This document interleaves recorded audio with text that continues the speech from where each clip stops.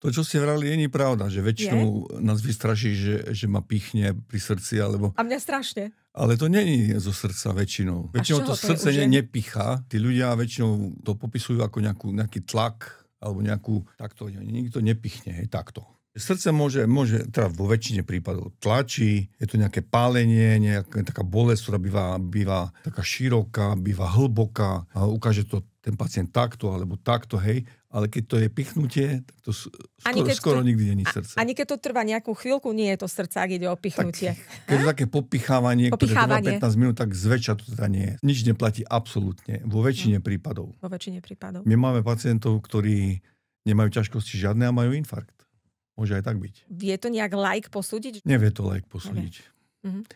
Preto by sme boli šťastní, keby tí laici vedeli aspoň tie typické príznaky, ktoré sú u väčšiny pacientov. A ktoré to sú? Bolesť býva plošná, zvieravá, tlaková, pálivá. Tí pacienti to ukazujú plošne nejakej. Určite nie picháva a má tendenciu vyžarovať buď do ramien, ale niekedy aj do sánky napríklad, alebo naopak, ako ste vyvravili, do žalúdka dole. A zväčša už keď je to teda infarkt, tak trvá to dlhšie ako 20 minút.